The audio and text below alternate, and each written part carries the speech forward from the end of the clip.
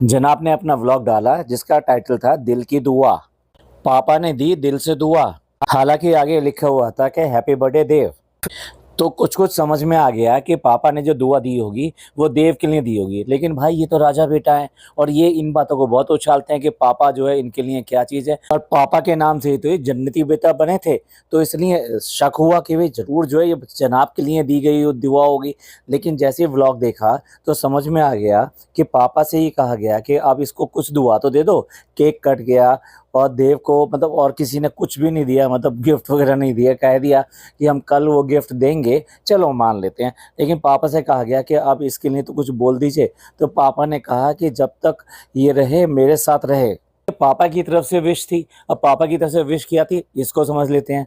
वो ये चाहते हैं कि भाई देव जो है उनकी आखिरी सांस तक उनके साथ रहे। अब देखा जाए तो ये कॉम्प्लीमेंट है देव के लिए और बहुत बड़ा कॉम्प्लीमेंट है कि वो देव को इतना समझते हैं कि वो देव को चाहते हैं कि वो आखिरी सांस तक उनके साथ में रहे। एक कॉम्प्लीमेंट हो सकता है लेकिन एक दुआ नहीं हो सकती। दुआ तो ये हो सकती है कि तुम्हारी उम्र जो है बहुत लंबी रहे, या कुछ भी जो बड़े दुआ देते हैं वो कुछ भी दुआ हो सकती थी। लेकिन ये देव भैया को एक कॉम्प्लीमेंट भी था, एक धन्यवाद भी था, मतलब थैंक्स भी था कि भाई तुम मेरे साथ जब से हो या जब से तुम मेरे साथ में हो, मेरी ज़िंदगी में तुम्हारे लिए बहुत आसानी हो गई है और तुम्हारा मेरी ज़िंदगी में बहुत बड़ा रोल है।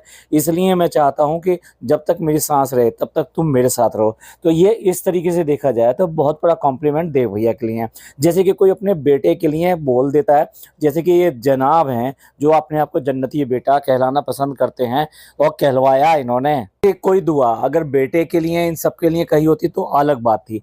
तो अब देखिए इसमें समझने की कोशिश कीजिए, एक तो ये दुआ नहीं थी, ये सिर्फ और सिर्फ उनकी विश थी, उनका एक थैंक्स था, उसको कहने का तरीका था कि भाई ये तुम मेरे लिए कितनी बड़ी चीज़ हो, मेरी ज़िंदगी में क्या हो, ये मैं तुम्हें बता रहा हूँ। तो ये एक ऐसी चीज़ थी। लेकिन यहाँ मैं पापा को कुछ नहीं कहूँगा कि उन्होंने दुआ, असली दुआ या ऐसी दुआ जो उसके लिए उसके जीवन के लिए अच्छी हो, ऐसी दुआ उन्होंने क्यों नहीं दी। पर मैं यहाँ ये पॉइंट रेज़ करना चाहता हूँ कि इन सब के रहते हुए यार जनाब, मैडम, इतना बड़ा परिवार, बेटी है, सब कुछ है, इतने सारे लोग होते हुए भी उन्हें ये कहना पड़ रहा है देव भैया के लिए कि लास्ट तक मोमेंट तक मेरे साथ रहो। भाई देखो इसके जो बेटा और ये जो है, इसका मतलब ये है कि उनकी इनकी ज़िंदगी में कितनी है, सिर्फ और सिर्फ पैसा देने की है। यानी उनके साथ में कितने दिन जिंदा रहेंगे वो और किस तरह की हालत में रहेंगे, यानी कि उनकी तबीयत कैसी रहेगी, ये डिपेंडेंसी हुई है देव भैया के साथ में कि देव भैया जितना उनका करेंगे उतना उनका बेटर होगा ज़िंदगी भी और हालात भी। लेकिन यहाँ पर बेटे का कहीं रोल नहीं आता। जनाब ये तुम्हारे लिए कॉम्प्लीमेंट नहीं है, ये उसके लिए कॉम्प्लीमेंट है। यहीं पे एक बेटे की असलियत नज़र आती है। कहलाने को तुम जन्नती बेटा क्या कुछ भी कहला लो, कितने सारे अवार्ड तुमने सिर्फ और सिर्फ खरीदने के लिए गए हो, लेकिन असली अवार्ड तो तुम्हें आज तक नहीं मिला और वो अवार्ड तुम्हें पापा ने भी नहीं दिया, तुम्हारे पापा ने नहीं दिया तुम्हें। कि ये वाला तो मौका एक ऐसा मौका था, अभी अभी हॉस्पिटलाइज होकर आए हैं, इतने लंबे समय तक हॉस्पिटलाइज होकर आए हैं, तो उनका जो व्यू था वो बेटे की तरफ कुछ डिफरेंट होना चाहिए था, कुछ ज़्यादा होना चाहिए था। मानते हैं देव की तरफ ज़्यादा है, क्यों? क्योंकि देव ने ही सारा सारा वहाँ पे किया है। जनाब अपना रूम लेकर उसमें अपने आप क्या ही कहें, मस्ती कहें क्या कहें, लेकिन वहाँ उस रूम में उन्होंने क्या क्या नहीं किया, सब कुछ किया, एक नॉर्मल ज़िंदगी बिताई और उसके बाद में हॉस्पिटल जाना आना जाना आना। लेकिन कितनी रात वो उनके साथ रुके होंगे। जो आदमी दिल्ली जाकर एक रूम लेता है और उस रूम में अकेला रहता है अपने साथ में और उसके बाद में अपने पापा को रखता है दूसरे रूम में और वहाँ उनके साथ में देव भैया रहेंगे, और वो भी रूम बिल्कुल बराबर नहीं लिया गया है। और ठीक है मानते हैं मिला होगा ऐसा रूम, तो दूर मिला है। यार जो अपने पापा के साथ में एक रात नहीं काट सकता, वो उसके बारे में क्या ही कहेंगे। एक तरह से देखा जाए तो जनाब की खुद की पोल खुलती है कि वो कहाँ से राजा बेटा हैं, वो तो कैसे भी बेटा दिखाई नहीं देते, सिर्फ पैसे देने वाले बेटा बन गए हैं। चलिए अगर बेटे का फर्ज निभाने वाली बात आई और अच्छे बेटे के बारे में बात आई, तो चलो फिर पापा के बाद में अम्मी की बात कर लेते हैं। Good, very good. अगर अम्मी को अपने साथ रख रहे हैं और उनकी सेहत का ख्याल रख रहे हैं, बहुत अच्छी बात है। लेकिन इसमें भी लोचा है। ये सिर्फ़ सिर्फ़ दिखाने के लिए ज़्यादा लगता है। यानी व्लॉग में जो दिखता है और वो जो पीछे है, वो बिल्कुल अलग है। अब हम कहीं कोई कैमरा लगा के तो नहीं बैठे हुए, लेकिन आप व्लॉग में ही दिखा देते हो कि कहाँ दिक्कत है। अब देखिए, जनाब का व्लॉग शुरू होता है और सबसे पहले वो इडली, सबसे पहले अपना नाश्ता दिखाते हैं। मैं ये नाश्ता खा रहा हूँ। उसके बाद अम्मी दिखाई देती हैं, जो ये कहती हैं कि मैं वैसे नाश्ता करके आई थी, लेकिन उनका इडली और ये सांभर देखकर उनका मन ललचा गया, तो वो इडली सांभर खाने के लिए बैठ गई। अरे, अरे! ये क्या कह दिया अम्मी ने? ओहो! अम्मी ने तो बेटे की सारी-सारी पोल खोल दी।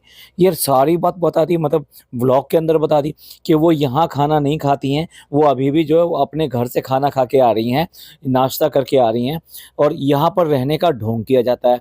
अगर वो यहीं रहती हैं और अगर मान लीजिए चलिए रात को सोने के लिए भी जाती हैं या दिन में आराम करने के लिए जाती हैं, तो दोनों टाइम, तीनों टाइम का खाना यहाँ क्यों नहीं होता? अगर एक अम्मी के लिए वहाँ पे अलग खाना बनने लगे और साथ में नान, ये 2 ही लोग तो रह गए हैं, बाकी सब तो डब्बा के घर में रहते हैं। यहाँ तक कि इतने तक है कि जो इनकी मम्मी हैं, उनकी भी अलग किचन है, जबकि वो इनके पास में ही तो रहती हैं। मतलब 1 फ्लोर का अंतर है, तो वो नीचे ही तो रहती हैं। उसके बाद में भी ये सारा के सारी फैमिली एक फैमिली नहीं है। बिल्कुल अलग-अलग 1, 2, 3, 4 अलग-अलग सारे के सारे खाने बनते हैं। चालू ने भी अपने घर में वैसे 2 किचन कर ली, चलो उसकी बात अभी छोड़ते हैं इस समय। तो जनाब इतना ड्रामा करते हैं इस बात का कि मैं राजा बेटा हूँ और अब अम्मी को मैंने अपने पास रख लिया है, वो सब यहाँ से पोल खुल जाती है। और जैसे ही जनाब को पता लगा, ओहो! अम्मी ने क्या बोल दिया, ये तो प्रॉब्लम है, ये तो प्रॉब्लम है। इससे तो लोग पकड़ लेंगे कि भई अम्मी को मैं सिर्फ़ और सिर्फ़ दिखाता हूँ। असल में तो बात वहीं की वहीं है कि अम्मी अपने घर में खाना-पीना ये सब चीज़ें बनाती हैं। फटाफट जो कैमरे में कट लगा और कट लगने के बाद में उनको रिवाइज़ डायलॉग दिया गया। चलिए इम्प्रोवाइज़ डायलॉग सुन लेते हैं। इम्प्रोवाइज़ डायलॉग ये है कि मैं कम बनाती हूँ, यहीं खा लेती हूँ। पहला डायलॉग ये था कि मैं वहाँ पे नाश्ता करके आई हूँ और अपनी दवाई खा के आई हूँ और इडली को देखा तो इसको खा लेती हूँ। तो अब आप दोनों डायलॉगों को मिलाकर देख लीजिए, साफ-साफ पता लगता है कि असलियत क्या है। अम्मी को वहीं खाना-पीना अपना खुद करना पड़ता है और उसके बाद में चलकर यहाँ पे आ जाती हैं, या ये कहिए कि व्लॉग बनाने के टाइम पे उनके लिए कंपल्सरी है कि तुम यहीं कहीं बैठी हुई दिखाई दो और उस व्लॉग का पार्ट बनो। जनाब यहाँ पर भी फेल, पापा के लिए है फेल और अब अम्मी के लिए भी फेल। करते रहो, जैसा करोगे वैसा ही आगे मिलेगा। ये आपके भी बच्चे हैं, ठीक है? तो आपके भी बच्चे हैं, वो भी ये सब चीज़ें देखेंगे और कहीं न कहीं जो माँ-बाप करते हैं, वो बच्चों को ऐसी बात नहीं है, पता लगता है, धीरे-धीरे सब पता लगता है उनको। चलो बच्चों की बात कर रहे थे, तो अब बच्चों की बात कर लेते हैं। बच्चा जो है घर में रहता है और मैडम जो हॉस्पिटल में गई हैं, उनका जो ट्रीटमेंट चल रहा है उसके लिए, और जब भी हॉस्पिटल में जाती हैं तो उन्हें फुल डे लगभग जो है काफ़ी ज़्यादा टाइम लग जाता है और उसके बाद में ट्रैवलिंग टाइम भी इनका बहुत ज़्यादा है।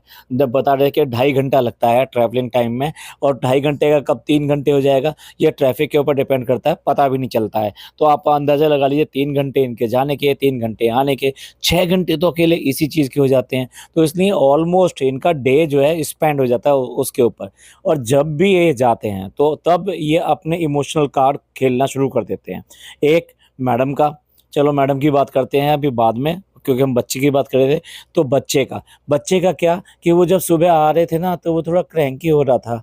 यानी कि ये दिखाने की कोशिश करते हैं बार-बार उस बच्चे से भी कहलवाने की कोशिश करते हैं कि वो बच्चा इनको मिस करता है। जब भी ये हॉस्पिटल में जाते हैं तब भी बच्चा मिस करता है। अच्छा, बच्चा मिस करता है, नहीं करता है, ये बात कभी भी उसने अपने आप नहीं बोली कि भई वो बच्चा मिस करता है, नहीं करता है। लेकिन बच्चे का जो बिहेवियर होता है ना, वो बहुत कुछ कह देता है। ज़रूरी नहीं है बच्चा मुँह से बोले कि मम्मी मैं तो आपको मिस कर रहा था, आप कहाँ थीं? तो और भी बहुत सारी चीज़ें होती हैं जाँचने के लिए। अब फॉर एग्ज़ाम्पल देखिए, अगर ये वो रात को लेट आ रहे हैं और उसकी मम्मी पूरे दिन भर नहीं है, इट मीन्स बच्चे को फिर कई बार पूछना चाहिए अपनी मम्मी के बारे में, मम्मी कब आएगी, मम्मी कब आएगी? और नानी को बताना चाहिए, बेटे वो 10 बजे तक आएँगी, बेटे वो 11 बजे तक आएँगी, बेटे नहीं वो 8 बजे तक आ जाएँगी। व्हाटएवर टाइम इज़ देयर, उसको बताना चाहिए कि भई ये तब आएँगी। तो अब जब वो सवाल करे, क्योंकि बच्चा तो टाइम देखता नहीं है बार-बार, तो ऐसे में अगर बच्चा क्रैंकी होगा और मिस कर रहा होगा, तो एक नहीं वो कई बार ये पूछेगा कि मेरी मम्मी कब आएँगी? अभी 8 नहीं बजे बजे, अभी 10 नहीं बजे, इस तरह से करके बच्चे पूछते हैं, ये नॉर्मल चीज़ है। अब अगर पूछते हैं तो इनका मतलब उनका ध्यान इस बात में रहता है कि मम्मी आने वाली है। तो अगर घर की बेल बजती है, आप बताइए क्या छोटे बच्चे ये नहीं जाँचते हैं, ओह! मम्मी आ गई, ओह! पापा आ गए। ये हमेशा होता है। पापा के आने का, शाम का जो भी टाइम होता है, घर में पापा का इंतज़ार होना शुरू हो जाता है और एग्ज़ैक्ट टाइम पे जब वो बेल बजती है, मतलब व्हाटएवर 10-15 मिनट आगे पीछे ऐसे ही होता है। हर एक कोई भी को टाइम लगा के तो आएगा नहीं। तो जब भी बेल बजती है, तो बच्चे भागते हैं इस बात के लिए कि पापा आ गए। ख़ास तौर से मैं कह रहा हूँ इस उम्र के बच्चे, मैं ये नहीं कह रहा कि 15-16 साल के बच्चे भागेंगे, वो सिर्फ़ डोर खोलने के लिए जाएँगे। लेकिन इस उम्र के बच्चे पापा के लिए भागते हैं और ये हर घर में होता है, इसमें कोई नई बात नहीं है। यहाँ आपने कब देखा कि बेल बजी हो कि बच्चा वो भाग कर गया हो? यहाँ तो आराम से वो बैठा हुआ था, बेल बज गई, बेल बजने के बाद में डोर खोल दिया गया, डोर खोलने के बाद में पापा, मम्मी दोनों अंदर तक उस रूम तक आ गए, जिस रूम में वो मज़े से टीवी देख रहा था। अब आपको लगता है कि ये बच्चा ये क्रैंकी हो रहा था? ये सरासर झूठ बोलते हैं, बार-बार बच्चे के नाम का इमोशनल कार्ड खेलते हैं कि वो बच्चा इनके लिए क्रैंकी हो रहा था, अगर ये बाहर चले जाते हैं तो उसको परेशानी होती है, वो याद करता है और मिस करता है इनको। तो झूठ पकड़ा गया जनाब, ये झूठ जो है चलने वाला नहीं है। लोग बाग जो है इतने बेवकूफ़ नहीं हैं, उन्हें ये सब चीज़ें दिखाई देती है। बच्चे के साथ में एक बात बहुत ही बुरी दिखाई दी, अब मैं बहुत स्ट्रॉन्गली बोल रहा हूँ और बहुत गुस्से के साथ बोल रहा हूँ, बहुत बुरी दिखाई दी। वहाँ पे बच्चे के साथ में बैठा हुआ है डी दादा का बेटा। अब डी दादा का बेटा जो बैठा हुआ है, ये एक नॉर्मल चीज़ नहीं है, कभी-कभी वो आता होगा वहाँ पे और वो दोनों बड़े एन्जॉय कर रहे थे अपना टीवी देखते हुए, दोनों खुश दिखाई दे रहे थे बच्चे। जैसे पापा-मम्मी आ जाते हैं और पापा-मम्मी उनसे बात करना शुरू करते हैं, वैसे ही तुरंत एक कट लगता है और उस कट लगने के बाद में जो बच्चा है डी दादा का, वो बिल्कुल ऑकवर्ड हो जाता है। उसका फेस से साफ दिखाई दे रही है कि उसको कुछ कहा गया है, उसको कुछ इंस्ट्रक्शन दी गई हैं, जो बेसिकली फ़ेवरेबल नहीं है और उसे अच्छी भी नहीं लगी हैं। उससे क्या कहा गया है, ये बिल्कुल साफ-साफ अब कट लगने के बाद में समझ में आता है।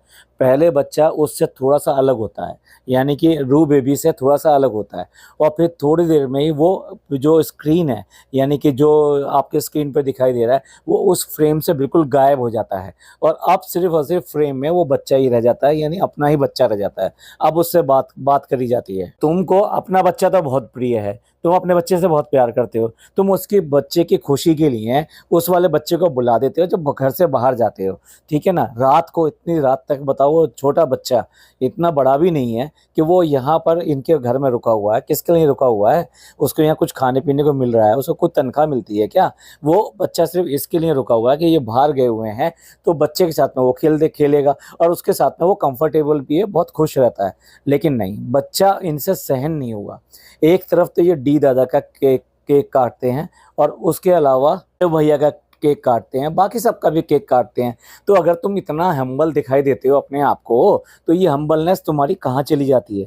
साफ-साफ दिखाई देती है। अम्मी के साथ दिखाई देगी, अब देखो इस बच्चे के साथ में भी दिखाई दे। एक छोटे से बच्चे से तुम्हें इतनी प्रॉब्लम है, इतनी दिक्कत है, मतलब शर्म आनी चाहिए यार। अपने बच्चे को तुम अगर अच्छा समझते हो, तो दूसरे के बच्चे की भी इज़्ज़त करो। वो सिर्फ़ और सिर्फ़ तुम्हारे बच्चे की वजह से है। थोड़ा-सा बड़ा हो जाता है ये बच्चा, तो यही यही जो इनको 4 बातें सुना देता कि आप मेरे दोस्त को ऐसा क्यों कह रहे हो? बहुत ही बेशर्मी की, ये बहुत ही बदतमीज़ी वाली चीज़ हरकत करी है जनाब ने और मैडम ने। जिसने भी कहा है इन दोनों में से, जिसने भी उसको कहा है कि बेटे यहाँ से अलग हो जाओ, मतलब इन्हें क्या है उस फ्रेम में कोई दूसरा नहीं चाहिए था। तो इसलिए उसके एक्सप्रेशन और वो सब फ़ोकस में आ जाते हैं। अगर उसके साथ में कोई और होता, तो नेचुरली लोगों का ध्यान उसके ऊपर भी जाता। तो तब वो एक सेंटर आइडिया या सेंटर फ़ोकस नहीं हो पाता। यार कमाल है यार का हद है। इसके लिए मतलब जो है तुम उस बच्चे की बेइज़्ज़ती कर दोगे। आपने इस पूरे व्लॉग को सिम्पैथी व्लॉग बनाने की कोशिश करी, मैडम के ऊपर डालने की कोशिश करी कि मैडम का ट्रीटमेंट और उसके बाद में फिर पापा का कि पापा को इमोशनल दिखाना, देव भैया को दिखाना, ठीक है। लेकिन उसके अलावा अगर आप ध्यान दें, अगर मैडम इतनी फ़ोकस में हैं और मैडम ने कहा भी है कि मेरे को बोला नहीं जा रहा, मैं मतलब ठीक से बोल नहीं पा रही, उनको प्रॉब्लम हो रही है उसमें और पूरे व्लॉग में उसका चेहरा डिम ही रहा है। अगर आप देखें तो डिम रहा है उसका चेहरा। लेकिन जनाब को कोई फ़र्क नहीं पड़ता, उन्हें अपने व्लॉग बनाने से मतलब, उन्हें किसी चीज़ से कोई मतलब नहीं। अस्पताल भी दिखाएँगे, बीमारी भी दिखाएँगे, सब ठीक है, चलो सब ठीक है, मान लिया, जबकि दिखाना नहीं चाहिए, ठीक है। उसके बाद में जब आप बताओ इतने घंटे हॉस्पिटल में रहने के बाद में, इतना लंबा आप ट्रैवलिंग करने के बाद में, आपकी कैसे हिम्मत हो जाती है कि आप प्लस में जाके शेक पिएँ? यार हद है, शर्म की भी हद है। बच्चे हो क्या? छोटे बच्चे हो क्या? मतलब इतनी भी नहीं पता कि इतने टाइम में कोई मरीज़ हो या उसके साथ का हो, सबसे पहले उसकी जो इच्छा होती है ना, वो ये होती है कि घर जाएँ और अपने मतलब कपड़े वगैरह चेंज करें, फ्रेश हों और बिस्तर पे लेटें। कुछ देर एटलीस्ट आधा घंटा, 10 मिनट, 15 मिनट कुछ रिफ्रेशिंग ड्रिंक लें, उसके बाद में लगता है हाँ, अब साँस में साँस आई है। तो ऐसे में तुम कैसे बैचलर्स में जा सकते हो? और वो अगर मैडम के लिए होता, सपोज़ उनको खुश करने के लिए होता कि भई वो टायर्ड फ़ील कर रही हैं और उनको कुछ चीज़ें अच्छी लगती हैं, तो आप उनके लिए वो ऐसा किया, तो भी समझ में आता है कि भई ठीक है, उनकी खुशी के लिए आपने ऐसा किया, क्योंकि पूरे दिन वो परेशान रही है। लेकिन नहीं, मैडम वहाँ पे खा पी नहीं सकती, कुछ नहीं कर सकती, उसके बाद में भी जनाब को चाहिए, जनाब को वो शेक चाहिए। अरे शर्म करो यार, वो तुम्हारे लिए कितना-कितना करती है, कहाँ से तुम हस्बैंड बन गए? कहाँ से तुम एक पति मतलब ऐसे बन गए कि जो पति देवता है या पता नहीं क्या है। यार इंसान जो होते हैं ना, इंसान से भी नीचे हो, क्योंकि इतनी सिम्पैथी तो अपनी वाइफ़ के साथ में कोई भी रखता है। कुछ साल पहले मेरी वाइफ़ का आँखों का ऑपरेशन हुआ और तब मैंने ही ये प्रोग्राम बनाया कि अब ऑपरेशन हुआ है और 10 दिन, कम से कम 10 से 15 दिन हो चुके हैं, तो क्यों ना हम जो है कहीं बाहर जाएँ, जिससे कि थोड़ा-सा फैमिली में अच्छापन आए। और उसके लिए एक मूवी बहुत अच्छी लगी थी उसी वीक में, तो उसका प्लान बनाया। लेकिन वो सबसे हाँ कह दिया कि भई हाँ ठीक है, सब लोग चलेंगे, सब लोगों ने एग्री कर दिया। लेकिन अंदर से एकदम से एक ख़्याल आया कि अगर आँखों का ऑपरेशन हुआ है, तो वहाँ डिफ़रेंट लाइट्स आती हैं, वो आँखों को इफ़ेक्ट करेंगी। नहीं, हम नहीं जाएँगे। ये सुनने पर मेरी वाइफ़ ने कहा कि नहीं, आप लोगों ने अगर प्रोग्राम बनाया तो आप लोग चले जाओ। मैं क्या है, मैं तो बड़ी हूँ, मैं कोई बच्ची थोड़ी ना हूँ, मैं घर में रह जाऊँगी। लेकिन हमें सबको साथ जाना था, इसलिए हमने पूरा प्लान कैंसल किया। फादर को जब फर्स्ट टाइम हार्ट अटैक आया, उसी दिन से हमारे घर के खाने का बिल्कुल रूटीन बदल गया। जो उनके लिए खाना बनता था, वो सबके लिए खाना बनता था। हमने ये सब जो है बहुत खुशी-खुशी अपने लिए किया कि भई ठीक है, पापा को बिल्कुल भी एहसास भी नहीं होगा कि वो कुछ डिफरेंट खा रहे हैं, वो वही खा रहे हैं जो सब लोग खा रहे हैं। अब ये ना अंदर से आता है, अंदर से आता है। अगर तुम्हें किसी के लिए प्यार है और तुम उसके लिए कुछ करना चाहते हो, तो फिर आप यही सब सोचते हो कि उसके लिए क्या कंफर्टेबल है, उसके लिए क्या अच्छा है, मैं भी वो ही करूँगा। बेशर्म पति पहली बार तो बैचलर्स पर लेके जाता है, उसके बाद में जब चाय के ऊपर बात आती है तो ढिंढोरा पीटता है इस बात का, उसने चाय छोड़ दी है, उसने चाय छोड़ दी है। अच्छी बात है, बहुत अच्छी बात है।